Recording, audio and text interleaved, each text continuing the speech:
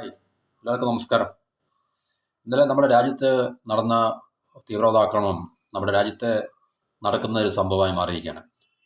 രാജ്യത്ത് നടക്കുന്ന ഒരു സംഭവം എന്ന് പറഞ്ഞു കഴിഞ്ഞാൽ നമ്മളുടെ എല്ലാ ശക്തികളെയും വെല്ലുവിളിക്കുന്ന തരത്തിലുള്ള, അത് നേരത്തെയും അങ്ങനെ തന്നെയായിരുന്നു. നമ്മുടെ രാജ്യത്തുണ്ടായിട്ടുള്ള കാശ്മീർ ഒഴിച്ചു കഴിഞ്ഞാൽ നമുക്ക് കാശ്മീരിലെ വിഷയം അത് തീവ്രവാദത്തിൻ്റെ ഒരു എപ്പിസെൻ്റർ ആണെന്ന് പറഞ്ഞാൽ തന്നെയും, അല്ലെങ്കിൽ അങ്ങനെ പറഞ്ഞാൽ നമുക്ക് ആശ്വസിക്കാം. പക്ഷേ രാജ്യത്തിൻ്റെ മറ്റ് ഭാഗങ്ങളിൽ, മറ്റ് സ്ഥലങ്ങളിൽ, സംസ്ഥാനങ്ങളിലൊക്കെ തന്നെ നമ്മൾ വർഷങ്ങളായി നേരിട്ട തീവ്രവാദി ആക്രമണങ്ങൾ, അത് നമ്മൾ ഇന്ത്യ എന്ന് പറയുന്ന മഹാരാജ്യത്തിൻ്റെ എല്ലാ ശക്തികളെയും വെല്ലുവിളിക്കുന്ന തരത്തിലുള്ള തീവ്രവാദ പ്രവർത്തനങ്ങളായിരുന്നു എന്നുള്ള കാര്യം നമുക്ക് മനസ്സിലാക്കാൻ സാധിക്കും. അത് എപ്പോഴും നമുക്കറിയാം, നമുക്കെതിരെ ഈ പറഞ്ഞ തരത്തിലുള്ള പ്രവർത്തനങ്ങൾ ചെയ്യുവാൻ താല്പര്യവും അല്ലെങ്കിൽ കഴിവും കാണിക്കുന്ന ഒരു രാജ്യം പാകിസ്ഥാൻ എന്നാണെന്ന് നമുക്ക് തീർച്ചയായിട്ടും മനസ്സിലാക്കാൻ സാധിക്കുന്നതാണ്. അപ്പോൾ ഇന്നലെ കാശ്മീരിലുണ്ടായ തീവ്രവാദ ആക്രമണവും തീർച്ചയായിട്ടും ഇതിനകത്തിൽ പാകിസ്ഥാൻ അല്ലാതെ മറ്റൊരു രാജ്യത്തിന് ഇത് ചെയ്യാൻ സാധിക്കുമോ എന്നുള്ള കാര്യത്തിൽ നമുക്ക് സംശയമുണ്ട്. നമ്മൾക്ക് ലോകത്തിലെ ഏറ്റവും 4ാമത്തെ അല്ലെങ്കിൽ 5ാമത്തെ മിലിറ്ററി പവറാണ് എന്നുള്ളൊരു ഖ്യാതി നമുക്കുണ്ട്. മോസ്റ്റ് പവർഫുൾ, 4th അല്ലെങ്കിൽ 5th പവർഫുള്ളായിട്ടുള്ള മിലിറ്ററി പവറാണ് ഇന്ത്യ. അതുപോലെ തന്നെ സാമ്പത്തികമായിട്ട് നമ്മൾ വളർന്ന് ഏകദേശം ലോകത്തിലെ ഇന്ന് 5ാമത്തെ സാമ്പത്തിക ശക്തിയായി നിലനിൽക്കുന്നൊരു കാലഘട്ടത്തിൽ ഇതുപോലുള്ള സംഭവങ്ങൾ തീർച്ചയായിട്ടും നമ്മുടെ രാജ്യത്ത് ഉണ്ടാകുക, അതിനെതിരെ നമുക്ക് ക്രിയാത്മകമായിട്ട് ഫലപ്രദമായിട്ട് പ്രതികരിക്കാൻ സാധിക്കാതെ വരിക എന്നുള്ളത് ഇന്ത്യയെ സംബന്ധിച്ച് ഏറ്റവും വളരെ എന്താണ് പറയുന്നത്, നമ്മുടെ ഒരു മിസറബിൾ, ശോചനീയമായിട്ടുള്ളൊരു അവസ്ഥയാണ് ശരിക്കും പറഞ്ഞു കഴിഞ്ഞാൽ. അതിൻ്റെ കാരണം എന്താണ് എന്ന് ചോദിച്ചു കഴിഞ്ഞാൽ തീർച്ചയായിട്ടും നമ്മൾക്ക് ഇവിടെ നിലനിൽക്കുന്ന ഭരണകൂടത്തിൻ്റെ തന്നെ ഒരു പ്രശ്നമാണ്. കാരണം സുരക്ഷയെ സംബന്ധിക്കുന്ന കാര്യങ്ങളെ നമ്മൾ പരിഗണിക്കുമ്പോൾ തീർച്ചയായിട്ടും ഇന്ന് ഏറ്റവും കൂടുതൽ ലോകത്ത് തീവ്രവാദ പ്രവർത്തനങ്ങൾ അല്ലെങ്കിൽ തീവ്രവാദി ആക്രമണങ്ങൾ നേരിട്ടൊരു രാജ്യം ഇന്ത്യ തന്നെയാണ്. 1947 ഇന്ത്യ പാകിസ്ഥാൻ വിഭജനം നടന്ന ആ സമയം മുതൽ തന്നെ 48-ലല്ലേ ഇന്ത്യയും പാകിസ്ഥാനും തമ്മിലുള്ള ആദ്യത്തെ യുദ്ധം ഉണ്ടായത്. ഈ യുദ്ധം പാകിസ്ഥാൻ എന്ന് പറയുന്ന രാജ്യത്തിൻ്റെ പേരിലാണെങ്കിലും ശരിക്കും പറഞ്ഞു കഴിഞ്ഞാൽ അത് ബ്രിട്ടീഷ് ഓർക്കസ്ട്രേറ്റഡ് ആയിരുന്നു. അന്ന് ആ യുദ്ധത്തിൽ ഇന്ത്യക്കെതിരെ പങ്കെടുത്ത പാകിസ്ഥാൻ പോരാളികൾ എന്ന് പറഞ്ഞു കഴിഞ്ഞാൽ മുജാഹിദീൻസായിരുന്നു ശരിക്കും പറഞ്ഞു കഴിഞ്ഞാൽ. ഇന്ന് നമ്മൾ വിളിക്കുന്ന തീവ്രവാദികൾ എന്ന് വിളിക്കുന്ന, അന്ന് പിന്നെ ടെററിസം എന്നുള്ളൊരു പേരുകളോ ടെർമിനോളജീസ് ഒന്നും ഉപയോഗിച്ച് തുടങ്ങിയിട്ടില്ല ശരിക്കും പറഞ്ഞാൽ. അല്ലെങ്കിൽ എന്താണ് പറയുക, റാഡിക്കൽ ഇസ്ലാം അല്ലെങ്കിൽ ഇസ്ലാമിക് ഫണ്ടമെൻ്റലിസ്റ്റ് എന്നോ അല്ലെങ്കിൽ ഇസ്ലാമിക് ടെററിസ്റ്റ് എന്നുള്ളൊരു ടേമൊന്നും അന്ന് ഉപയോഗിച്ചില്ലായിരുന്നു. പക്ഷേ അന്ന് അവർക്ക് വേണ്ടി ഫൈറ്റ് ചെയ്തത് മേഴ്സണറീസ് ആണ് ശരിക്കും പറഞ്ഞു കഴിഞ്ഞാൽ.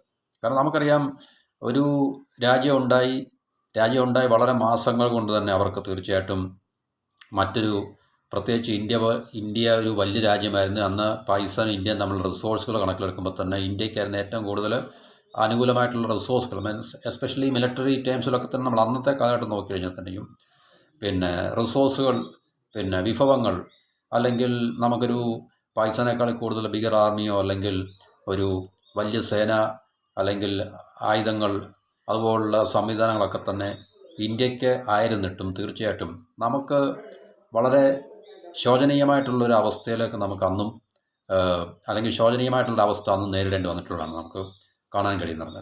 അപ്പോൾ അന്ന് പാകിസ്ഥാന് വേണ്ടി ഇന്ത്യക്കെതിരെ യുദ്ധം ചെയ്തിട്ടുള്ള മേഴ്സണറീസാണ് ശരിക്കും പറഞ്ഞാൽ. അവരുടെ ശരിക്കും പറഞ്ഞാൽ ഒഫീഷ്യൽ പട്ടാളക്കാരെ നമ്മൾ വിളിക്കുന്ന ആൾക്കാരിൽ കൂടുതലും മേഴ്സണറീസായിരുന്നു. ഇന്നത്തെ തീവ്രവാദികൾ എന്ന് നമ്മൾ വിളിക്കുന്ന ആ ഗ്രൂപ്പ് തന്നെയായിരുന്നു. അപ്പോൾ അന്ന് മുതൽ 47-48 കാലം മുതൽ തന്നെ ഇന്ത്യ പാകിസ്ഥാനുമായിട്ടുള്ള പ്രശ്നങ്ങളിൽ, അല്ലെങ്കിൽ പാകിസ്ഥാനിൽ നിന്ന് നമ്മൾ നേരിട്ടുകൊണ്ടിരിക്കുന്ന ഏറ്റവും വലിയ പ്രശ്നം ഇത് തന്നെയാണ്. അപ്പോൾ ഇത് തീർച്ചയായിട്ടും ഈ രണ്ട് രാജ്യങ്ങൾ ഇതുപോലെ തന്നെ നിലനിൽക്കുന്നിടത്തോളം കാലം, അല്ലെങ്കിൽ അറ്റ്ലീസ്റ്റ് പാകിസ്ഥാൻ ഇതുപോലെ നിലനിൽക്കുന്നിടത്തോളം കാലം തന്നെ നമ്മൾക്ക് ഈ ഒരു വലിയൊരു വിപത്ത്, ആപത്ത്, ഭീഷണി നമ്മൾ നേരിടേണ്ടി വരും എന്നുള്ള കാര്യത്തിൽ സംശയങ്ങളൊന്നുമില്ല. അപ്പോൾ ഇതിനെ നമ്മൾ വളരെ ശക്തമായിട്ട് നേരിട്ടില്ലെങ്കിൽ തീവ്രവാദ പ്രവർത്തനങ്ങൾ, ഇപ്പം കാശ്മീരിലെ പ്രശ്നങ്ങൾ ഏകദേശമൊക്കെ നോർമലൈസ് ചെയ്ത് വരികയായിരുന്നു. അവിടെ ടൂറിസവും മറ്റ് ലോക്കൽ എക്കോണമിയൊക്കെ വളരെ ഒന്ന് ബൂം ചെയ്ത്, അല്ലെങ്കിൽ ഒന്ന് സ്റ്റാർട്ടപ്പായിട്ടൊന്ന് വരികയായിരുന്നു. അപ്പോൾ അതിനെയൊക്കെ തകിടം മറിക്കാനുള്ള ഒരു പ്രവൃത്തി അല്ലെങ്കിൽ ഒരു സ്ട്രാറ്റജിയാണോ ഇത്, അല്ലെങ്കിൽ പാകിസ്ഥാൻ ഭരണകൂടത്തിൻ്റെ ഭാഗത്തുനിന്ന് എന്തോ ഒരു വലിയ പ്ലോട്ട് അല്ലെങ്കിൽ വലിയൊരു തന്ത്രപരമായിട്ടുള്ള നീക്കങ്ങൾ ഉണ്ടാകുന്നുണ്ടോ? കാരണം കഴിഞ്ഞ കുറേ ദിവസങ്ങൾക്ക് മുമ്പ് പാകിസ്ഥാൻ്റെ ആർമി തീർച്ചയായിട്ടും നമുക്കെല്ലാം അറിയാം, മതപരമായിട്ടുള്ള ചില പരാമർശങ്ങൾ നടത്തുകയൊക്കെ ഉണ്ടായി തീർച്ചയായിട്ടും അങ്ങനെ. അപ്പോൾ അതിൻ്റെയൊക്കെ അടിസ്ഥാനത്തിലാണോ ഈ പറഞ്ഞ പുതിയ ഈ ഒരു ആക്രമണം അവർ അഴിച്ചുവിട്ടത്, അല്ലെങ്കിൽ മറ്റേതെങ്കിലും തരത്തിലുള്ള ഇന്ത്യയെ സമ്മർദ്ദത്തിലാക്കാൻ, അല്ലെങ്കിൽ ഇന്ത്യയെ ഒരു പുതിയ കോൺഫ്ലിക്റ്റിലേക്ക് ഇൻവൈറ്റ് ചെയ്യാൻ വേണ്ടി? കാരണം നമുക്കറിയാം ഇപ്പം ജിയോ പൊളിറ്റിക്സിൽ വളരെ അൺപ്രഡിക്റ്റബിൾ ആയിട്ടുള്ള ഈവൻറ്റ്സ് അല്ലെങ്കിൽ ഡെവലപ്മെൻറ്റ്സ് ഒക്കെ വന്നുകൊണ്ടിരിക്കുകയാണ്. അപ്പോൾ ഇന്ത്യക്ക് ഇനിയും സമ്പദ് വ്യവസ്ഥയിൽ ചൈനയുടെ അവസ്ഥ നമുക്കറിയാം. ഇന്ത്യക്ക് നേട്ടങ്ങൾ ഉണ്ടാക്കാൻ കഴിയുന്ന ഒരു കാലഘട്ടത്തിലേക്ക് നമ്മൾ ചുവടുവെപ്പ്, നമ്മുടെ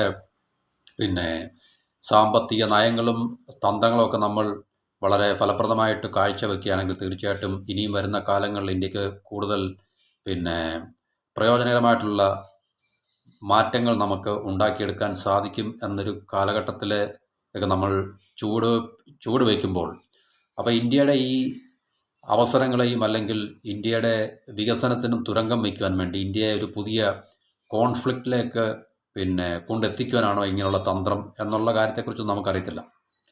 അപ്പോൾ എന്തോ ചീഞ്ഞ് പുകയുന്നുണ്ടെന്നുള്ള കാര്യം നമുക്ക് മനസ്സിലാക്കാൻ സാധിക്കും. കാരണം കഴിഞ്ഞ കുറേ ദിവസങ്ങൾക്ക് മുമ്പ് നമ്മൾ പരിശോധിച്ച് കഴിഞ്ഞാൽ നമ്മളുടെ ഇന്ത്യൻ പ്രസിഡൻറ്റ് നമ്മളുടെ ക്യാബിനറ്റിലെ ഏറ്റവും പ്രധാനപ്പെട്ട ചില മിനിസ്റ്റേഴ്സുമായിട്ടൊക്കെ നിരന്തരമായിട്ടുള്ള ചർച്ചകൾ നടക്കുന്നുണ്ട് എന്നുള്ളൊരു വാർത്തകൾ നമ്മൾ, എന്താണ് അതിൻ്റെ വിശദാംശങ്ങളൊന്നും നമുക്കറിയത്തില്ല. പക്ഷേ ഇത് നമ്മൾ ന്യൂസിൽ കൂടെ നമ്മൾ അറിയുന്ന ചില കാര്യങ്ങളായിരുന്നു.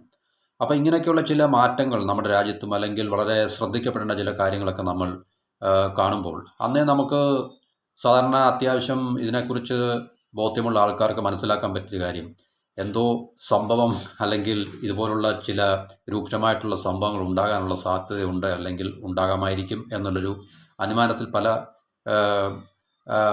പല വ്യക്തികൾക്കും എത്തിച്ചേരാൻ സാധിച്ചിട്ടുണ്ട്. അപ്പോൾ ഇന്നലത്തെ ഈ തീവ്രവാദ ആക്രമണത്തോടുകൂടി നമുക്കതിനെ ഒരുപക്ഷെ കൺക്ലൂഡ് ചെയ്യാൻ സാധിക്കും, ആ ഒരു പ്രക്രിയ. അപ്പോൾ ഇത് ഇന്ത്യക്കെതിരെയുള്ളൊരു മാസ്റ്റർ മൈൻഡാണ് എന്നുള്ളതിനകത്തിൽ ആരും സംശയമൊന്നുമില്ല. കാരണം ഇന്ത്യയുടെ വികസനം തടയുക, ഇന്ത്യയുടെ പവർ ഈ ലോകരാജ്യങ്ങളുടെ ഇടയിൽ ഇന്ത്യയുടെ വർദ്ധിച്ചു വരുന്ന ഇമേജ് അല്ലെങ്കിൽ ശക്തി, ഇതിനെ ക്ഷയിപ്പിക്കുക അല്ലെങ്കിൽ അതിനെ മുമ്പോട്ടുള്ള പ്രയാണത്തിന് തടയിടുക എന്നുള്ളതല്ലാതെ മറ്റൊരു ഉദ്ദേശ ലക്ഷ്യങ്ങളും പാകിസ്ഥാനും അല്ലെങ്കിൽ പാകിസ്ഥാനെ നിയന്ത്രിക്കുന്ന ഘടകങ്ങൾക്കൊന്നുമില്ല എന്നുള്ള കാര്യം നമുക്ക് ശക്തമായി ഇതിനകത്ത് നിന്ന് മനസ്സിലാക്കാവുന്നതാണ്. ഇപ്പോൾ ചൈനയുമായിട്ട് നമ്മൾ സൗഹൃദമായിട്ട് പോകാൻ വേണ്ടി തീരുമാനിക്കുന്ന ഒരു കാലഘട്ടമാണെങ്കിൽ തന്നെയും നമുക്ക് റിപ്പീറ്റ് ചെയ്ത് പറയാനുള്ളത്, ചൈനയെ നമുക്കൊരു രീതിയിലും വിശ്വസിക്കാൻ സാധിക്കത്തില്ല. കാരണം ചൈന വളരെ ശക്തമായിട്ട് പാകിസ്ഥാനെയും ബംഗ്ലാദേശിനെയും ഇന്ത്യക്കെതിരെ വിടുപണി ചെയ്യാൻ വേണ്ടി ഉള്ള രണ്ട് രാജ്യങ്ങളാക്കി മാറ്റിയെടുക്കുന്നതിൽ വളരെയധികം ശക്തമായിട്ട് നിലനിൽക്കുന്ന ഒരു രാജ്യമാണ് ചൈന എന്ന് പറഞ്ഞു കഴിഞ്ഞാൽ. പാകിസ്ഥാൻ്റെയും ബംഗ്ലാദേശിൻ്റെയും മിലിറ്ററിയെ ഞാൻ മറ്റ് വീഡിയോസിനകത്ത് പറഞ്ഞിട്ടുണ്ട്. ഈ രണ്ട് രാജ്യങ്ങളുടെയും മിലിറ്ററിയിൽ ഡിഫൻസിൽ ചൈന വളരെ ശക്തമായിട്ടുള്ള ഇടപെടലുകൾ നടത്തുകയും വളരെ വ്യാപകമായിട്ടുള്ള ഇൻവെസ്റ്റ്മെൻറ്റുകൾ നടത്തുകയും അവരുടെ രണ്ടുപേരുടെ മിലിറ്ററി, എസ്പെഷ്യലി നേവൽ ഫോഴ്സിനെ ആയാലും ശരി, എയർ പവറിനെയൊക്കെ ആയാലും ശരി, അത് മോഡേണൈസ് ചെയ്യാൻ വേണ്ടി ചൈന വളരെയധികം ഇൻവെസ്റ്റ് ചെയ്യുന്നുണ്ട് എന്നുള്ളൊരു വാർത്ത അല്ലെങ്കിൽ സത്യം നമ്മൾ മനസ്സിലാക്കണം. അപ്പോൾ അത് തീർച്ചയായിട്ടും ഇന്ത്യ എന്ന് പറയുന്ന രാജ്യത്തിനെതിരെ ഈ രണ്ട് രാജ്യങ്ങളെ ഉപയോഗിക്കാനാണ്, അല്ലാതെ മറ്റൊരു രാജ്യത്തിനെതിരെ ഉപയോഗിക്കാനല്ല എന്നുള്ള കാര്യം കൂടി നമ്മൾ മനസ്സിലാക്കണം. അപ്പോൾ ഇതുപോലുള്ള തീവ്രവാദ പ്രവർത്തനങ്ങൾ ഇന്ത്യ നേരിടുന്ന ഏറ്റവും വലിയൊരു പ്രശ്നം, മറ്റു രാജ്യങ്ങൾക്കൊന്നും ഇല്ലാത്ത ഏറ്റവും വലിയൊരു സ്പെഷ്യാലിറ്റി എന്ന് പറഞ്ഞു കഴിഞ്ഞാൽ, ഈ പുറത്തുനിന്ന് നമുക്കുള്ള ശത്രുവിനേക്കാൾ ഏറ്റവും കൂടുതൽ ശത്രുക്കളുള്ള രാജ്യമാണ് ഇന്ത്യ എന്ന് പറഞ്ഞു കഴിഞ്ഞാൽ, ഇല്ലേ? ആഭ്യന്തരമായിട്ടുള്ള ശത്രുക്കളാണ് ഇന്ത്യ നേരിടുന്ന ഏറ്റവും വലിയ പ്രശ്നം. അതുകൊണ്ട് ഈ ആഭ്യന്തരമായിട്ടുള്ള ശത്രുക്കളെ നമുക്ക് ഐഡൻറ്റിഫൈ ചെയ്യാൻ വളരെ എളുപ്പമല്ല നമുക്കത്. ഇപ്പോൾ ബാഹ്യമായിട്ടുള്ള, ഇപ്പോൾ പാകിസ്ഥാനിൽ നിന്നുള്ള തീവ്രവാദിയോ അല്ലെങ്കിൽ ഒരു പാകിസ്ഥാനിൽ നിന്നുള്ള നമുക്കെതിരെ തുരങ്കം വെക്കാൻ വരുന്നൊരു വ്യക്തിയോ അല്ലെങ്കിൽ അതുപോലുള്ള പ്രസ്ഥാനങ്ങളെയോ വ്യക്തികളൊക്കെ നമുക്ക് തീർച്ചയായിട്ടും പെട്ടെന്ന് നമുക്ക് ഐഡൻറ്റിഫൈ ചെയ്യാൻ സാധിക്കും. പക്ഷേ നമ്മുടെ ഇന്ത്യൻ മണ്ണിൽ നിന്നുകൊണ്ട് ഇന്ത്യൻ പൗരനായി ജീവിച്ചുകൊണ്ട് ഇന്ത്യക്കെതിരെ ഈ പറഞ്ഞ ഇന്ത്യ വിരുദ്ധ പ്രവർത്തനങ്ങൾ നടത്തുന്ന അല്ലെങ്കിൽ ഇന്ത്യ നശിപ്പിക്കാൻ വേണ്ടി താല്പര്യം കാണിക്കുന്ന വ്യക്തികളെയും പ്രസ്ഥാനങ്ങളെയും ഒന്നും നമുക്ക് പെട്ടെന്ന് നമ്മുടെ ഭരണകൂടത്തിന് പോലും, അതിനകത്ത് താല്പര്യം കാണിക്കുന്നൊരു ഭരണകൂടത്തിന് പോലും തീർച്ചയായിട്ടും തിരിച്ചറിയാനോ അവർക്കെതിരെ ശക്തമായിട്ടുള്ള നിലപാടുകൾ എടുക്കാനോ സാധിക്കുന്നില്ല, കഴിയുന്നില്ല എന്നുള്ളൊരു വലിയൊരു പ്രശ്നമാണ് ഇന്ത്യ നേരിടുന്ന ഏറ്റവും വലിയ പ്രശ്നം എന്നുള്ളത്. അപ്പോൾ മറ്റേത് രാജ്യം നേരിടുന്നതിനേക്കാൾ ഏറ്റവും രൂക്ഷമായിട്ടുള്ള പ്രശ്നം ഇന്ത്യ നേരിടുന്നതാണ്. കാരണം ആഭ്യന്തരമായിട്ടുള്ള ശത്രുക്കൾ ഏറ്റവും കൂടുതലുള്ളത് ഇന്ത്യയിലാണെന്നാണ് നമുക്ക് പലപ്പോഴും തോന്നിപ്പോകാറുള്ളത്. അപ്പോൾ തീർച്ചയായിട്ടും ഇങ്ങനൊരു തീവ്രവാദ പ്രവർത്തനം രാജ്യത്തിൻ്റെ ഏത് ഭാഗത്തായാലും ശരി നടക്കുന്നുണ്ടെങ്കിൽ അത് ഇന്ത്യൻ പൗരന്മാരുടെ, അതായത് ഈ ഇന്ത്യ വിരുദ്ധ പ്രവർത്തനങ്ങളിൽ ഏർപ്പെടുന്ന പലതരത്തിലുണ്ടല്ലോ എന്നുണ്ട്. ചിലർ നേരിട്ട് ഏർപ്പെടും, ചിലർ ഇൻഡയറക്റ്റായിട്ട് ഏർപ്പെടും, ചില അവരുടെ സോഷ്യൽ മീഡിയയിൽ കൂടെ, അവരുടെ കമൻറ്റുകളിൽ കൂടെ അല്ലെങ്കിൽ സ്റ്റേറ്റ്മെൻറ്റിൽ കൂടെ ഏർപ്പെടും. അങ്ങനെ പല രീതിയിൽ ജനങ്ങൾ, ഈ പറഞ്ഞ വിഭാഗക്കാർ ഇന്ത്യ വിരുദ്ധ പ്രവർത്തനങ്ങൾ നടത്തുന്നുണ്ട്. ചില മീഡിയാസ് ആയിരിക്കും, ഇല്ലേ, ചില ഓൺലൈൻ പോർട്ടൽസ് ആയിരിക്കും, ചില NGOs ആയിരിക്കും, ചിലർ സാധാ വ്യക്തികളായിരിക്കും. അവർക്ക് ഈ പറഞ്ഞ രാജ്യത്തിനോട് വലിയ ലോയൽറ്റിയും അല്ലെങ്കിൽ കൂറൊന്നും കാണത്തില്ല. ചില പൊളിറ്റിക്കൽ പാർട്ടീസ് ആയിരിക്കാം. അപ്പോൾ അങ്ങനെ പലതരത്തിലാണ് ഇന്ത്യ വിരുദ്ധ പ്രവർത്തനങ്ങൾ നടത്തുന്ന വ്യക്തികളും പ്രസ്ഥാനങ്ങളും നമുക്ക് രാജ്യത്ത് കാണാൻ സാധിക്കുന്നത്. അപ്പോൾ ഇതുപോലുള്ള വ്യക്തികളുടെയോ അല്ലെങ്കിൽ ഒരു കൂട്ടം വ്യക്തികളുടെയോ അല്ലെങ്കിൽ പ്രസ്ഥാനങ്ങളുടെയോ ഒന്നും സപ്പോർട്ടില്ലാതെ തീർച്ചയായിട്ടും ഇന്ത്യക്ക് പുറത്തു നിന്നുള്ള ഇന്ത്യൻ ശത്രുക്കൾക്ക് ഇന്ത്യയുടെ അകത്ത് ഇത്രയും ആക്സസ് ഒരിക്കലും ലഭിക്കത്തില്ല. അത് നമ്മളെപ്പോഴും അങ്ങനെ തന്നെയാണ്. അതൊരു എവിടെ നമ്മൾ പരിശോധിച്ച് കഴിഞ്ഞാലും എപ്പോഴും ഈ ഒരു വസ്തുത അല്ലെങ്കിൽ യാഥാർത്ഥ്യം നമുക്ക് എവിടെയും കാണാൻ സാധിക്കും. അപ്പോൾ ഇന്ത്യ നേരിടുന്ന ഏറ്റവും വലിയ പ്രശ്നമാണ്. മനസ്സിലായല്ലോ. അപ്പോൾ പണ്ടായാലും അങ്ങനെ തന്നെ നമ്മൾ സ്വാതന്ത്ര്യം കിട്ടുന്ന സമയത്തും അതിനുശേഷവും നമ്മുടെ രാജ്യത്തിൻ്റെ യാത്രയിൽ കൂടെ നമ്മൾ ഇങ്ങോട്ട് വന്നു കഴിഞ്ഞാൽ തീർച്ചയായിട്ടും ഇന്ത്യ വിരുദ്ധ ശക്തികളെ ഏറ്റവും കൂടുതൽ, അതായത് ഇന്ത്യക്ക് പുറത്തുള്ള ഇന്ത്യ വിരുദ്ധ അല്ലെങ്കിൽ ഇന്ത്യക്ക് തുരങ്കം വയ്ക്കാൻ വേണ്ടി തയ്യാറെടുത്ത് നിൽക്കുന്ന ശക്തികൾക്ക് ഏറ്റവും കൂടുതൽ സപ്പോർട്ടുകൾ കിട്ടുന്നത് ഇന്ത്യക്കകത്തു നിന്നുള്ള അവരുടെ എന്താണ് പറയുന്നത് ഏജൻസ് ആണെന്നുള്ള കാര്യത്തിൽ യാതൊരു സംശയമൊന്നുമില്ല. അപ്പോൾ ഇന്ത്യയിൽ നിലനിൽക്കുന്ന ഭരണകൂടം ഇങ്ങനെ പ്രതികരിച്ചാൽ, കാരണം നമുക്കറിയാം ഇപ്പം പുൽവാമയിൽ ഇന്ത്യ അതുവരെ കാണാത്ത തരത്തിലുള്ള ഒരു വലിയൊരു തീവ്രവാദ ആക്രമണങ്ങൾ ഉണ്ടായിട്ട് തന്നെ തീർച്ചയായിട്ടും നമ്മൾ എവിടെയാണ് പറയുന്നത് ബാലക്കോട്ട് നമ്മൾ അറ്റാക്ക് നടത്തി എന്നൊക്കെ നമ്മൾ അവകാശപ്പെടുന്നുണ്ടെങ്കിൽ തന്നെയും പാകിസ്ഥാനെ സംബന്ധിച്ച് അത് വലിയൊരു ഹാമൊന്നും ഉണ്ടാക്കിയില്ല. കാരണം നമുക്ക് നഷ്ടപ്പെട്ടതിന് 40-ൽ പരം ഇന്ത്യൻ സോൾജിയേഴ്സിനാണ്, CRPF സോൾജിയേഴ്സിനാണ് നമുക്ക് നഷ്ടപ്പെട്ടത്. അപ്പോൾ അതൊരിക്കലും അപ്പം ഓക്കെ, നമ്മൾ അതിനുശേഷവും ഒക്കെ തന്നെ ബലൂചിസ്ഥാനിലും ഓക്കെ, ബൈ ദ ബൈ ഒരുപക്ഷെ ഇതിപ്പോൾ പാകിസ്ഥാൻ ഈ ഒരു നമ്മൾ കഴിഞ്ഞ മാസങ്ങളിൽ ബലൂചിസ്ഥാനിൽ കണ്ട വളരെ രൂക്ഷമായിട്ടുള്ള ആക്രമണങ്ങളുടെ ഫലമായിട്ട് ഒരുപക്ഷെ പാകിസ്ഥാൻ്റെ ഭാഗത്തു നിന്നുള്ളൊരു തിരിച്ചടിയാണെന്ന് നമുക്ക് സംശയിക്കേണ്ടിയിരിക്കുന്നു. കാരണം നമുക്കറിയാം അവിടുത്തെ ട്രെയിൻ ഹൈജാക്ക് ചെയ്തുകൊണ്ട് പോവുകയും അവരുടെ പട്ടാളക്കാരെ ബന്ദികളാക്കുകയും അവരെ അവർക്ക് ജീവഹാനി വരുത്തുകയൊക്കെ ചെയ്ത് വലിയൊരു തീവ്രവാദ ആക്രമണം. അതിനുശേഷവും ഒരു വലിയൊരു തീവ്രവാദ പ്രവർത്തനമാണ് ഉണ്ടായി ബലൂചിസ്ഥാനിൽ. അപ്പോൾ 200+100 ഏകദേശം 300-ലധികം സെക്യൂരിറ്റി പേഴ്സണൽ, കാരണം അവിടെ ബലൂചിസ്ഥാൻ എപ്പോഴും ടാർഗറ്റ് ചെയ്യുന്ന പാകിസ്ഥാൻ്റെ സെക്യൂരിറ്റി പേഴ്സണൽ, ഒന്ന് പോലീസ് അല്ലെങ്കിൽ മിലിറ്ററി, ഇതുമായിട്ട് ബന്ധപ്പെട്ട പേഴ്സണൽ വ്യക്തികളെയാണ് ബലൂചിസ്ഥാൻ ലിബറേഷൻ ആർമി അല്ലെങ്കിൽ ബലൂചിസ്ഥാനിലെ ഈ പറഞ്ഞ വിഘടനവാദികൾ എന്നവർ വിളിക്കുന്ന ആ ഒരു സേനാ വിഭാഗം ചെയ്യുന്നത്. ഒരുപക്ഷെ ഇനി അതിനുള്ള തിരിച്ചടിയായിട്ടാണോ അല്ലെങ്കിൽ റെസ്പോൺസായിട്ടാണോ ഇത് ഈ ഒരു തീവ്രവാദ പ്രവർത്തനം എന്ന് നമുക്കറിയില്ല. പക്ഷേ എന്നിരുന്നാൽ തന്നെയും ഇത് നമുക്കത്ര ലഘൂകരിക്കാൻ കഴിയുന്ന തരത്തിലുള്ളൊരു തീവ്രവാദ പ്രവർത്തനമല്ല. കാരണം മുന്നെങ്ങും കാണാത്ത തരത്തിലുള്ളൊരു പാറ്റേണാണ് നമുക്കിനകത്ത് കാണാൻ സാധിക്കുന്നത്. കാരണം സിവിലിയൻസിനെ ടാർഗറ്റ് ചെയ്യുക എന്നുള്ളത് അവിടെ മറ്റ് നമ്മൾ കാശ്മീരിൽ എപ്പോഴും കാണുന്നതെന്നല്ല, ഇന്ത്യൻ സേനയും തീവ്രവാദികളും തമ്മിലുള്ള ഏറ്റുമുട്ടലുകളാണ് കൂടുതൽ നമുക്ക് അവർ അറ്റാക്ക് ചെയ്യുന്നതും ടാർഗറ്റ് ചെയ്യുന്നതൊക്കെ നമ്മുടെ മിലിറ്ററി പേഴ്സണലെ അല്ലെങ്കിൽ മിലിറ്ററി ഇൻസ്റ്റലേഷനൊക്കെ തന്നെ ആയിരിക്കും. സിവിലിയൻസിന് ജീവൻ നഷ്ടപ്പെട്ടിട്ടില്ലെന്ന് പറയാൻ പറ്റത്തില്ല. എന്നാൽ തന്നെ പൊതുവെ അപ്പോൾ നമുക്കിപ്പോൾ ഈ ഒരു ലേറ്റസ്റ്റായിട്ടുള്ള ഈ ഒരു പ്രവൃത്തിയിൽ നിന്നും ഒരു പാറ്റേണകത്ത് വ്യത്യാസം നമുക്ക് കാണാൻ സാധിക്കുന്നുണ്ട്. കാരണം ലോക്കൽസിനെ തിരഞ്ഞു പിടിച്ചിട്ട് അവരുടെ മതം ചോദിച്ചിട്ട് ഇല്ലേ, അപ്പം അവരെ എന്താണ് ടാർഗറ്റ് ചെയ്യുക എന്നുള്ളൊരു വേറിട്ടൊരു പ്രവണത നമുക്കിനകത്ത് കാണാൻ സാധിക്കുന്നുണ്ട്. അപ്പോൾ ഇത് നമുക്ക് തീർച്ചയായിട്ടും രാജ്യത്തിന് ഈ ഒരു പ്രവൃത്തി അതിനകത്തിൽ എത്ര ആൾക്കാർക്ക് ജീവഹാനി സംഭവിച്ചു എന്നുള്ളതല്ല, പക്ഷേ ഈ ഒരു പ്രവൃത്തി, ഈ ഒരു ടൈമിങ്, ഇതെല്ലാം തന്നെ നമുക്ക് തീർച്ചയായിട്ടും ലഘൂകരിച്ച് കാണാൻ സാധിക്കുന്നൊരു കാര്യമല്ല ഒരിക്കലും. അപ്പോൾ ഇന്ത്യ വളരെ ശക്തമായിട്ടുള്ള നിലപാടെടുക്കുക എന്നുള്ളത് ഓക്കെ. അന്നത്തെ ബാലക്കോട്ടിൻ്റെ കാര്യം നമ്മൾ പറഞ്ഞു. അപ്പം ബാലക്കോട്ടിൽ നമ്മൾ പോയി എയർ സ്ട്രൈക്ക് ചെയ്തു. അന്ന് കുറേ പ്രശ്നങ്ങളൊക്കെ അങ്ങോട്ടും ഉണ്ടായി തന്നെയും നമുക്ക് തീർച്ചയായിട്ടും അത് പാകിസ്ഥാനെ സംബന്ധിച്ച് അത് ശരിക്കും പറഞ്ഞാൽ അതിൻ്റെ നഷ്ടം ഇന്ത്യക്ക് തന്നെ ആയിരുന്നു. കാരണം 40-ൽ പരം 41 എനിക്ക് ഓർമ്മയില്ല ഇന്ത്യൻ സോൾജിയേഴ്സിനെ നമുക്ക് നഷ്ടപ്പെടുകയുണ്ടായി. അപ്പം അതേ നാണയത്തിൽ തന്നെ തിരിച്ചു കൊടുക്കുക എന്നുള്ളതായിരുന്നു ഇന്ത്യ ചെയ്യേണ്ട ഒരു റിയാക്ഷൻ എന്ന് പറഞ്ഞു കഴിഞ്ഞാൽ. പക്ഷേ നമ്മളെപ്പോലുള്ള സിവിലിയൻ അല്ലെങ്കിൽ സാധാരണ ജനങ്ങൾക്ക് നമുക്ക് ഇങ്ങനെ അഭിപ്രായങ്ങൾ പറയാനേ സാധിക്കത്തുള്ളൂ. അതിൻ്റെയൊക്കെ തീരുമാനങ്ങൾ എടുക്കേണ്ടത് മേളിലുള്ള ഭരണകൂടവും സർക്കാരും ഒക്കെ തന്നെയാണ്. അപ്പോൾ അവർക്ക് പിന്നെ വ്യത്യസ്തമായിട്ടുള്ള നിലപാടുകളും കാഴ്ചപ്പാടുകളും അല്ലെങ്കിൽ നയപരമായിട്ടുള്ള എന്താണ് പറയുന്നത് ഓറിയൻറ്റേഷൻസൊക്കെ കാണും. പൊളിറ്റിക്സ് ഇൻവോൾവ് ആയിരിക്കും അതിനകത്തിൽ. അങ്ങനെ പല കാര്യങ്ങളും അതിനകത്തിലുണ്ടായിരിക്കും. പക്ഷേ എന്നിരുന്നാൽ തന്നെയും രാജ്യത്തിനെ സംബന്ധിച്ച് രാജ്യത്തിൻ്റെ സുരക്ഷയെ സംബന്ധിച്ച് വരുമ്പോൾ അതിനകത്തിൽ പൊളിറ്റിക്സോ അല്ലെങ്കിൽ രാഷ്ട്രീയ താല്പര്യങ്ങളോ അല്ലെങ്കിൽ ഭരണത്തിലിരിക്കുന്നവരുടെ വ്യക്തിപരമായിട്ടുള്ള ചില അജണ്ടകളോ ഒന്നും തന്നെയല്ല മുന്നിൽ പ്രിയോറിറ്റി. രാജ്യത്തിൻ്റെ സുരക്ഷ എന്ന് പറയുമ്പോൾ ജനങ്ങളുടെ ജീവനും സ്വത്തിനും ഏത് തരത്തിലുള്ള ഭീഷണി ഉണ്ടാകുന്നോ ആ ഭീഷണിയെ അതേ നാണയത്തിൽ തന്നെ ശക്തമായി ആയിട്ടുള്ള മറുപടി കൊടുക്കുക. ഇങ്ങോട്ട് ആക്രമിക്കുകയാണെങ്കിൽ തീർച്ചയായിട്ടും ആക്രമിക്കുന്നവരല്ല, ആക്രമണത്തിന് പിന്നെ സപ്പോർട്ട് കൊടുക്കുന്ന രാജ്യമാണോ അല്ലെങ്കിൽ തീവ്രവാദ പ്രവർത്തനങ്ങളിൽ ഏർപ്പെടുന്ന ഈ ഓർഗനൈസേഷൻ, ഇപ്പോൾ നമ്മൾ ലഷ്കർ ഇ തൈബ, ജെയ്ഷ് ഇ മുഹമ്മദ് എന്നൊക്കെ പറയുന്നത്, അപ്പം അവരെ തിരഞ്ഞെടുത്ത് പിടിച്ച് തീർച്ചയായിട്ടും അതിനെ ടോട്ടലി എലിമിനേറ്റ് ചെയ്യാൻ പാകത്തിലുള്ളൊരു ശക്തി ഇന്ത്യൻ പിന്നെ സൈന്യത്തിനുണ്ട്. പക്ഷേ നമ്മുടെ ഭരണകൂടത്തിന് എത്രത്തോളം ഉണ്ട് എന്നുള്ള കാര്യത്തിൽ പലപ്പോഴും നമുക്ക് സംശയിക്കേണ്ടി വരുന്നുണ്ട്. ഇപ്പോൾ ചൈന, ഇസ്രായേൽ, റഷ്യ ഇതുപോലുള്ള രാജ്യങ്ങളുടെ മോഡൽ നമ്മൾ തീർച്ചയായിട്ടും അനുകരിക്കേണ്ട സമയം എന്നേ കഴിഞ്ഞു. കാരണം നമുക്കറിയാം ഈ രാജ്യങ്ങളൊക്കെ തന്നെ, ഈ രാജ്യങ്ങളെന്നല്ല ഏത് രാജ്യങ്ങളായാലും ശരി, ഇപ്പം സൗദി അറേബ്യ ആയാലും ശരി, ഈവൻ UAE ആയാലും ശരി, അല്ലെങ്കിൽ ഈവൻ അമേരിക്ക ആയാലും ശരി, ബ്രിട്ടൻ ആയാലും ഫ്രാൻസ് ആയാലും ശരി, അവർക്കെതിരെ ഇതുപോലുള്ള അവരുടെ രാജ്യത്തിൻ്റെ സുരക്ഷയെ ബാധിക്കുന്ന തരത്തിലുള്ള തീവ്രവാദ പ്രവർത്തനങ്ങൾ നേരിട്ട് അവരുടെ മണ്ണിൽ ഉണ്ടാകുകയാണെങ്കിൽ തീർച്ചയായിട്ടും അവരൊന്നും ഇതിനെ ടോളറേറ്റ് ചെയ്ത് മുമ്പോട്ട് ഒരിക്കലും പോകില്ല. പക്ഷേ ഇന്ത്യയെ സംബന്ധിച്ച് ഇന്ത്യയുടെ ഏറ്റവും വലിയ പ്രശ്നം എന്ന് പറഞ്ഞാൽ ഇന്ത്യയുടെ മുഖം ലോകരാജ്യങ്ങളുടെ മുമ്പിൽ രക്ഷിക്കുക എന്നുള്ളതാണ് ഏറ്റവും പ്രധാനപ്പെട്ട നമ്മളുടെ ഐഡിയ എന്ന് പറഞ്ഞാൽ എപ്പോഴും. കാരണം മറ്റ് രാജ്യങ്ങളുടെ മുമ്പിൽ നമ്മൾ നല്ല കുട്ടിയായി ചമയുക, നല്ല പിള്ളിയായി ചമയുക.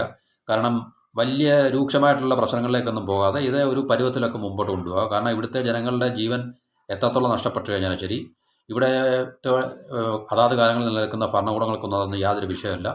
അവർക്ക് വിഷയം എന്ന് പറഞ്ഞാൽ ഈ ലോകരാജ്യങ്ങളുടെ മുമ്പിൽ അമേരിക്ക കണ്ണുരുട്ടി കാണിക്കുമോ, അല്ലെങ്കിൽ ചൈനയുടെ ഭാഗത്തുനിന്ന് പ്രശ്നങ്ങൾ ഉണ്ടാകുമോ, പ്രകോപനങ്ങൾ ഉണ്ടാകുമോ, അല്ലെങ്കിൽ റഷ്യ നമ്മളോട് പിണങ്ങുമോ, സൗദി അറേബ്യ നമ്മളോട് പിണങ്ങുമോ, UAE നമ്മളോട് പിണങ്ങുമോ, ഇങ്ങനെയൊക്കെയുള്ള വിഷയങ്ങളാണ് നമ്മുടെ ഭരണകൂടത്തെ ബാധിക്കുന്ന ഏറ്റവും വലിയ വിഷയങ്ങൾ. അല്ല ഇവിടുത്തെ ജനങ്ങളുടെ ജീവനും സ്വത്തിനും തീവ്രവാദ പ്രവർത്തികളിൽ നിന്നോ അല്ലെങ്കിൽ മറ്റു രീതിയിലുള്ള ആക്രമണങ്ങളിൽ നിന്നോ ഉണ്ടാകുന്ന വിഷയങ്ങളെയല്ല.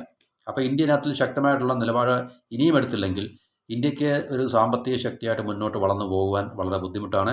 അതുതന്നെയല്ല ലോകരാജ്യങ്ങളുടെ മുമ്പിൽ ഇന്ത്യക്ക് ഇതുപോലൊരു സോഫ്റ്റ് ഒരു അപ്രോച്ചാണ് നമ്മൾ എടുക്കുന്നതെങ്കിൽ, ഇത്രയും നാളെ നമ്മൾ എടുത്തത് ഒരു സോഫ്റ്റ് അപ്രോച്ചാണ്. അതിനകത്തിൽ വലിയ മാറ്റങ്ങളൊന്നും നമുക്ക് ഇതുവരെ കാണാൻ സാധിച്ചിട്ടില്ല. ഇപ്പോൾ ഈ പുൽവാമയിൽ തീവ്രവാദ പ്രവർത്തനങ്ങൾ ഉണ്ടായപ്പോൾ തീർച്ചയായിട്ടും ഇന്ത്യ ചെയ്യേണ്ടിയിരുന്ന ഏറ്റവും പ്രധാനപ്പെട്ട ഒരു പാകിസ്ഥാൻ എന്ന് പറയുന്ന രാജ്യത്തിനെതിരെ നമുക്ക് അവരുടെ ടോട്ടലി നമുക്ക് ഡീസ്റ്റെബിലൈസ് ചെയ്യാൻ കഴിയുന്ന തരത്തിൽ ഇപ്പോൾ പാർലമെൻറ്റ് അറ്റാക്ക് ഉണ്ടായപ്പോൾ നമ്മൾ അന്ന് വാജ്പേയി സർക്കാർ ചെയ്തെന്ന് പറഞ്ഞാൽ നമ്മുടെ അതിർത്തിയിൽ, ഇന്ത്യ പാകിസ്ഥാൻ അതിർത്തിയിൽ ടോട്ടൽ ഡിഫെൻസ് അല്ലെങ്കിൽ മിലിറ്ററി ഡിപ്ലോയ്മെൻ്റ് ആണ് ചെയ്യുന്നത്. എന്നുവെച്ചാൽ സേനാ വിന്യാസം ഏകദേശം അതെനിക്ക് ഓർമ്മയില്ല, ഏകദേശം 1 വർഷത്തോളം വല്ലതും നിന്നിട്ടുണ്ടെന്ന് തോന്നുന്നു. അപ്പോൾ തീർച്ചയായിട്ടും പാകിസ്ഥാൻ ഇന്ന് അനുഭവിക്കുന്ന സാമ്പത്തിക പരാധീനതയെ കണക്കിലെടുത്തു കഴിഞ്ഞാൽ നമ്മൾ അങ്ങനെ ഒരു സേനാവിന്യാസം നടത്തി കഴിഞ്ഞാൽ, സേനാവിന്യാസം എന്ന് പറഞ്ഞാൽ നമ്മൾ പൂർണ്ണമായിട്ടും ആ രാജ്യത്തിനെതിരെ യുദ്ധം ചെയ്യാൻ ഒരു സജ്ജീകരണത്തോടുകൂടി ഏത് നിമിഷവും നമ്മൾ ആ രാജ്യത്തെ ആക്രമിക്കാം എന്നുള്ളൊരു അവസ്ഥയിലാണ് നമ്മൾ സേനാവിന്യാസം നടത്തുന്നത്. എനിക്കതിനെക്കുറിച്ചുള്ള വലിയ അറിവുകളൊന്നുമില്ല. അപ്പോൾ ടോട്ടൽ എന്താണ് പറയുന്നത് മിലിറ്ററി ഡിപ്ലോയ്മെൻറ്റ് നമുക്ക് പറയാൻ പറ്റും. അപ്പോൾ തീർച്ചയായിട്ടും ആ രാജ്യത്തിനും അതിനനുസരിച്ച് പ്രതികരിച്ചേ വരത്തുള്ളൂ. അപ്പോൾ സാമ്പത്തികമായിട്ടും മറ്റ് എല്ലാ രീതിയിലും പിന്നെ വളരെ ബുദ്ധിമുട്ട് അനുഭവിച്ചുകൊണ്ടിരിക്കുന്ന ഒരു രാജ്യമെന്ന രീതിയിൽ നമുക്ക് തീർച്ചയായിട്ടും ആ രാജ്യത്തിന് നമുക്ക് സാമ്പത്തികമായിട്ട് തന്നെ നമുക്ക് തീർച്ചയായിട്ടും വളരെയധികം ഡീസ്റ്റെബിലൈസ് ചെയ്യാനും തളർത്താനും കഴിയുന്ന തരത്തിൽ ഒരു മിലിറ്ററി ഡിപ്ലോയ്മെൻറ്റ് ഒരു 6 മാസത്തേക്കെങ്കിലും അല്ലെങ്കിൽ 6 മുതൽ 8 മാസത്തെങ്കിലും മിലിറ്ററി ഡിപ്ലോയ്മെൻറ്റ് ഇതെൻ്റെ ഒരു വ്യക്തിപരമായിട്ടുള്ളൊരു കാഴ്ചപ്പാടാണ്. അതിനകത്തുള്ള ശരിതെറ്റുകളെ എനിക്കറിയത്തില്ല. അത് നിങ്ങൾ കേൾക്കുന്നവരത് തിരുത്തുക. ഈ ഒരു എൻ്റെ ഈ മിലിറ്ററി ഡിപ്ലോയ്മെൻറ്റിനെ കുറിച്ചുള്ള കാര്യങ്ങൾ അല്ല, നമ്മൾ സോഫ്റ്റ് ആയിട്ടുള്ളൊരു അപ്രോച്ച് നമ്മൾ ഈ എന്താണ് പറയുന്നത് സർജിക്കൽ സ്ട്രൈക്ക് അല്ലെങ്കിൽ ഇതുകൊണ്ടൊന്നും പാകിസ്ഥാൻ ഒരു പാഠം പഠിച്ചിട്ടുള്ളതായിട്ട് നമുക്കറിയില്ല. പാകിസ്ഥാൻ്റെ പ്രവർത്തനങ്ങൾ, ഇന്ത്യക്കെതിരെയുള്ള പ്രവർത്തനങ്ങൾ നിർത്തുന്നതായിട്ടോ അല്ലെങ്കിൽ നിർത്താൻ പോകുന്നതായിട്ടോ ഒന്നും നമുക്ക് ഒരിക്കലും നമുക്ക് ഒരു അറിവ് കിട്ടിയിട്ടില്ല. അങ്ങനൊരു പിന്നെ ലക്ഷണങ്ങൾ അവരുടെ ഭാഗത്തുനിന്നില്ല. കാരണം അവർ ഏത് സമയവും ഇന്ത്യയെ ഏത് രീതിയിലും ആക്രമിക്കാൻ സജ്ജമാണ്, തയ്യാറെടുത്തിരിക്കുകയാണ്. അത് തീർച്ചയായിട്ടും ഇന്നല്ല, അടുത്ത 10 വർഷം കഴിഞ്ഞാലും ശരി, ഇങ്ങനെ നമ്മൾ പാകിസ്ഥാനെ നിലനിർത്തുകയാണെങ്കിൽ അവിടുത്തെ 10 വർഷം കഴിഞ്ഞാലും ശരി, 20 വർഷം കഴിഞ്ഞാലും ശരി, തീർച്ചയായിട്ടും പാകിസ്ഥാൻ്റെ ഭാഗത്തുനിന്ന് ഇങ്ങനെയുള്ള അറ്റാക്കുകൾ, കാരണം അത് അവർ അത് എന്താണ് പ്രതിജ്ഞ എടുത്തിട്ടുള്ളൊരു കാര്യമാണ് ശരിക്കും പറഞ്ഞത്. പ്രത്യേകിച്ച് ഇന്ത്യ ബംഗ്ലാദേശ് വാറിന് ശേഷം അവർ പ്രതിജ്ഞ എടുത്തൊരു കാര്യമാണ്, ഇന്ത്യയെ കീറി മുറിക്കും, നശിപ്പിക്കും എന്നുള്ളൊരു പ്രതിജ്ഞ എടുത്തത്. അപ്പോൾ അങ്ങനെയുള്ളൊരു പ്രതിജ്ഞ എടുത്ത് ഒന്നും നഷ്ടപ്പെടാനില്ല എന്ന് തീരുമാനിച്ച് മുന്നിട്ടിറങ്ങിയിരിക്കുന്ന ഒരു രാജ്യത്തിനോട് നമ്മൾ ഇതേ സമീപനമാണ് നമ്മൾ നടത്തുന്നതെങ്കിൽ തീർച്ചയായിട്ടും ഇന്ത്യക്ക് ആണ് ഏറ്റവും കൂടുതൽ നഷ്ടം ഉണ്ടാകാൻ പോകുന്നത്.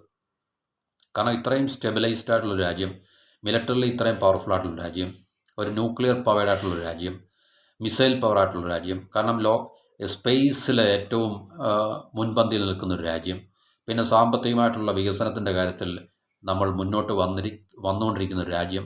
അപ്പോൾ ഇങ്ങനൊരു രാജ്യം തീർച്ചയായിട്ടും നമ്മളെക്കാളിലും വളരെ പരിതാപകരമായിട്ടിരിക്കുന്ന ഒരു രാജ്യത്തിൻ്റെ പക്കൽ നിന്നും ഇതുപോലുള്ള ആക്രമണങ്ങളെ നമ്മളൊരു ക്രിയാത്മകമായിട്ട് അല്ലെങ്കിൽ വളരെ ശക്തമായിട്ട് അതിനെ നേരിട്ടില്ല എന്ന് പറഞ്ഞു കഴിഞ്ഞാൽ അതിൻ്റെ അർത്ഥം we are less powerful than Pakistan എന്നുള്ളതാണ്.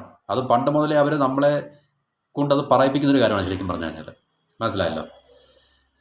അപ്പോൾ അതിന് ശക്തമായിട്ടുള്ള നിലപാടുകൾ നമ്മൾ എടുക്കുക എന്നുള്ളത് വളരെ രാജ്യത്തിൻ്റെ സുരക്ഷയ്ക്കും രാജ്യത്തിൻ്റെ വികസനത്തിനും ഇവിടുത്തെ ജനങ്ങളുടെ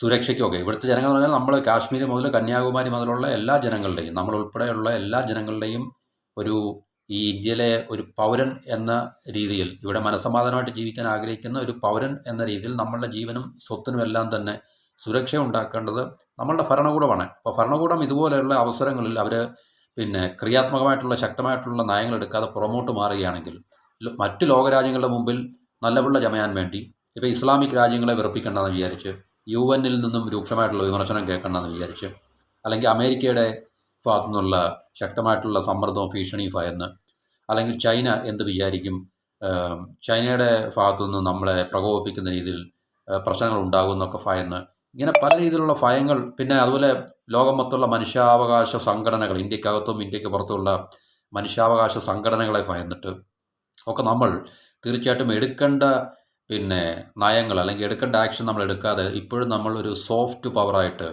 അല്ലെങ്കിൽ ഒരു ഒരു പ്രൊവാക്റ്റീവ് അല്ല നമ്മൾ നിലകൊള്ളുകയാണെങ്കിൽ തീർച്ചയായിട്ടും ഇന്ത്യക്ക് ഇനിയും കൂടുതൽ നഷ്ടങ്ങൾ സഹിക്കേണ്ടി വരും. പാകിസ്ഥാനെ ഭയന്ന് മാത്രമേ നമുക്കിവിടെ ജീവിക്കാനും സാധിക്കത്തുള്ളൂ.